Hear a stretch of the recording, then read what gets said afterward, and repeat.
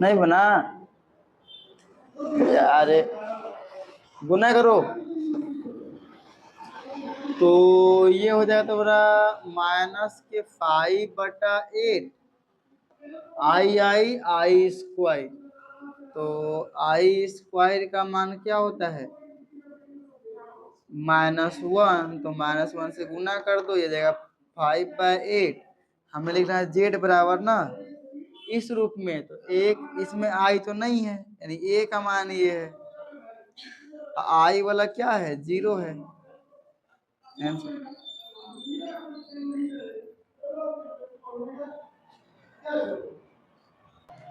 दो में क्या है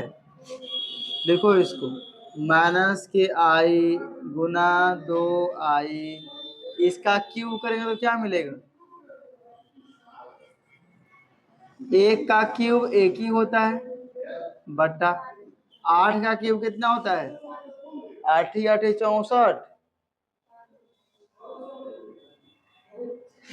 64 गुना 8, 8 दिया 24 के 4,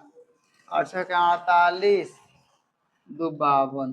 ठीक है 524, ये हो गया 524। क्यूब है तो क्या निकलेगा माइनस में ही निकलेगा, पावर अगर क्या 8 का क्यूब है 8 ही 8 64, 64 गुना 800 के 32, अरे हाँ 800 के 32 के 2, हाथ में 3, 8 के 48, 48 3 51, 12 हो रहा है ना 512, 512, ठीक है ये हो गया आई का क्यूब। आई का क्यूब क्या होगा आई का क्यूब, अच्छा माइनस क्यों रह गया यहाँ पे, तो क्यू की है ना माइनस पावर क्या है विषम है इसीलिए माइनस निकल गया, अगर सम रहता ना 2 या 4 प्लस में निकलता। तो आई आई कितना हो गया इधर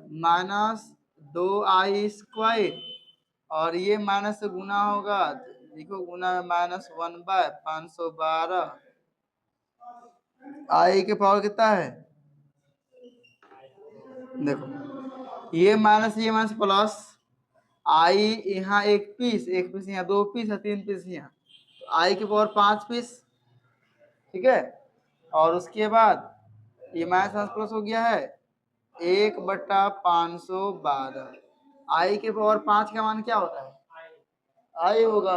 क्योंकि 4 लिखेंगे आई के पावर 4 गुना आई, और ये बटा में है 512, इसका मान 1 इसका मान आई, तो आई बटा 512, देखो जेड बराबर, यहाँ पे आई वाला चीज बचा हुआ है 5 है ना, तो उसको 4 आई के पावर 4 और 1 नहीं लिख सकते हैं, गुना होगा तो 5 होगा, तो इसका मान होता है 1, 1 से गुना करो कोई फर्क नहीं पड़ेगा, बच गया तुम्हारा आई, तुम आई के पावर 5 कैसे मान निकालो ना, तो ये मिला आई वाला, हमें लिखना है इस रूप में, तो ए का मान नहीं है यहाँ पे 0, और फिर प्लस 1/512, आई यहाँ लगा दो,